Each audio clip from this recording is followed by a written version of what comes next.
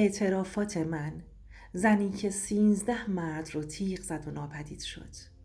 این آخرین باریه که حرف میزنم. اسم من نگار نیست، ولی همه منو به این اسم میشناسن.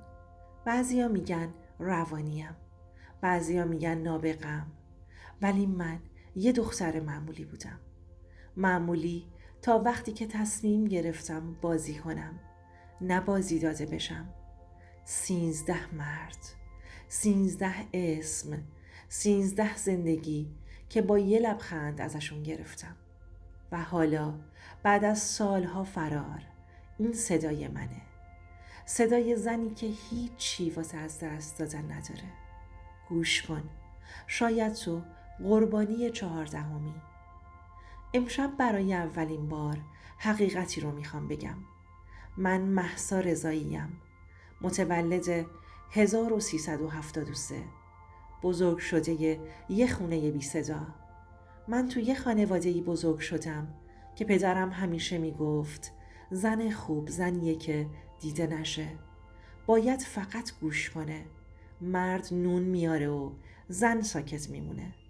مادرم یه زن شکسته، ساکت و ترسیده بود که فقط تو آشپزخونه زنده بود. سالها گریه کرد تا وقتی یه شب رفت و دیگه برنگشت. من تو یه خونه قدیمی تو شوش بزرگ شدم. هیچ وقت پول نداشتیم، ولی همیشه یه چیزی بود که میسوخت: عزت نفس. اولین بار که فهمیدم زن بودن میتونه یه سلاح باشه تو 22 سالگی بود. از اون موقع شدم نگار همه مردهایی که فکر میکردن میتونن نجاتم بدن. ولی من تشنه بودم، تشنه قدرت. تو یه کافی شاپ کار میکردم. یه مرد جا افتاده بهم پیشنهاد چای داد. نگام کرد، طولانی. لبخند زدم از عمد. آره، از عمد بهش لبخند زدم. فهمیدم که یه نگاه درست و یه لبخند میتونه یه مرد رو دیوونه کنه. و فقط 3 روز بعد تو خونش بودم. اسمش فرهاد مرادی بود. 43 ساله، مطلقه، دکتر داروساز، تنها و تشنه توجه. فرهاد بهم گفت با تو دوباره زنده شدم. ولی من یه چیز میخواستم: دسترسی به حساب بانکیش. یه لبخند کافی بود. فقط یه قهوه و چند جمله درباره تنهایی. 1 ماه طول کشید. کارت بانکیش دستم اومد و اما تونستم رمز دومش رو هم بگیرم. اون موقع هنوز رمز پویا نبود. فکر میکنی وجدان داشتم؟ نه. من داشتم از دنیای انتقام میگرفتم که گفته بود تو هیچ وقت نباید تصمیم بگیری. فقط یه شب با 1 کلیک من با 75 میلیون غیب شدم. اون شب بارون می اومد.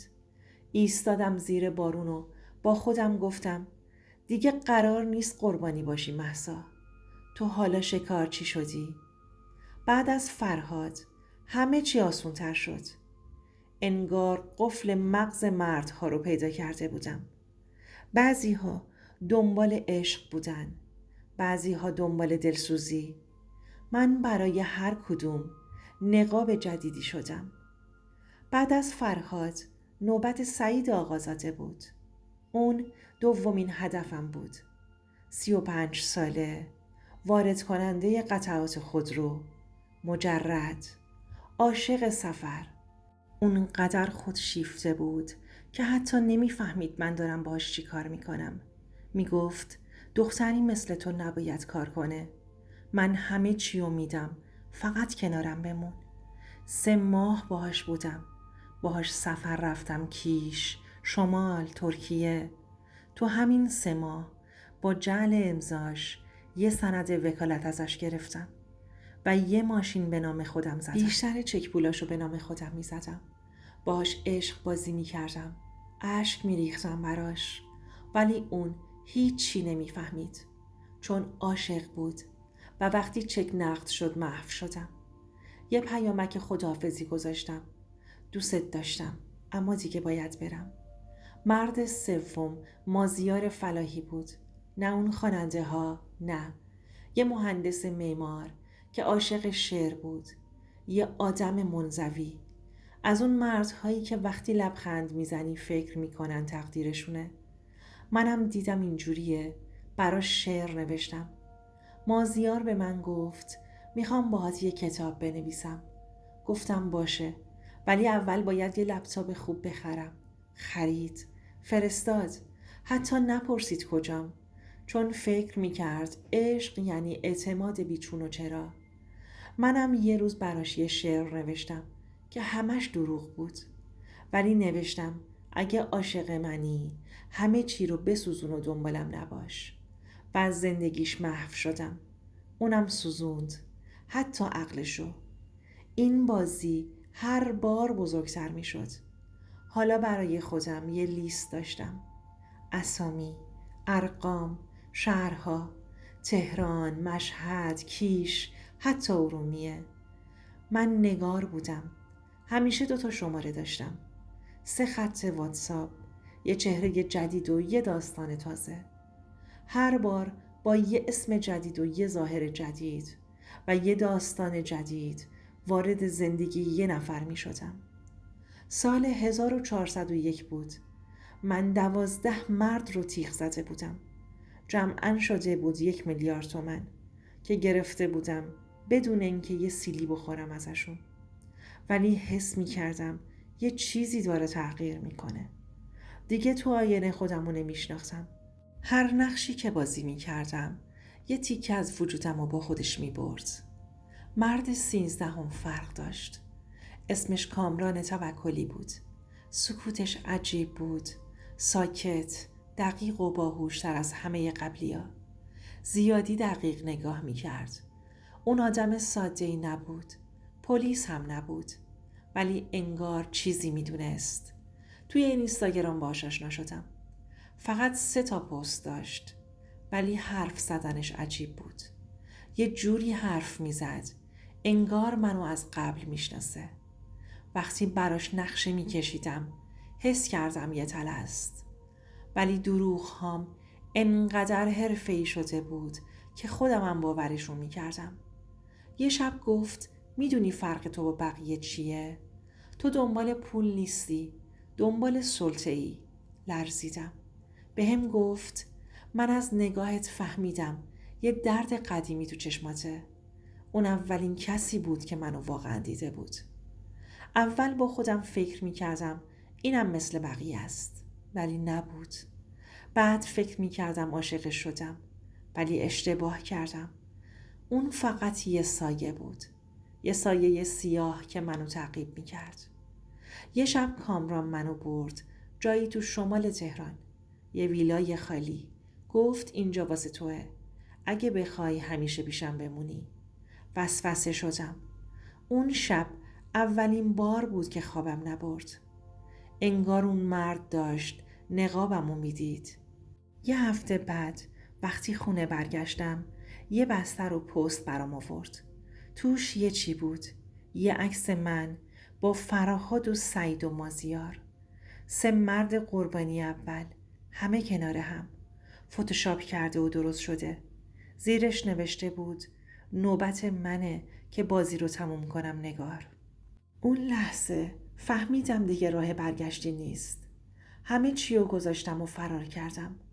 تهران رو ترک کردم.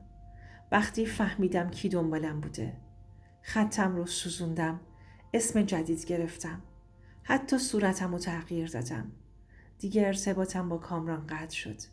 کامران از دوستای اونا بود و اومده بود که منو گیر بندازه و تحویل پلیسم بده.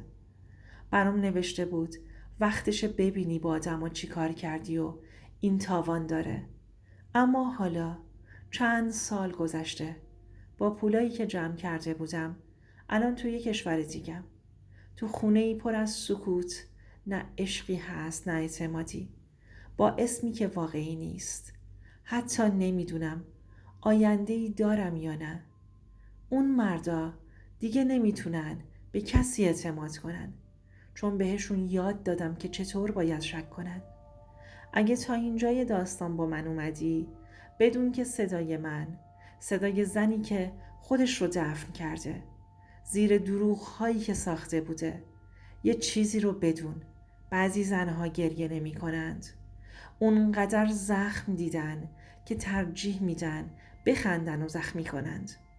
بعضی مردا هم هیچ وقت عاشق نمیشن. فقط دنبال پر کردن خلاهایی هستن که اسمشو گذاشتن عشق. من نه قهرمانم نه قربانی.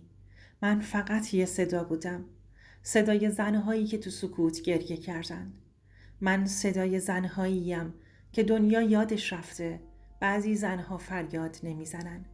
فقط با لبخند حمله میکنند. و بعضی مردها فقط وقتی بیدار میشن که همه چی تموم شده. اگه نمیخوای تو هم یکی از اونا باشی، کانال سایه های خیانت رو سابسکرایب کن. برای صداهایی که تو سکوت گریه کردند، برای قصه هایی که هیچ وقت شنیده نشدن، برای حقیقت حتی اگه تلخ باشه.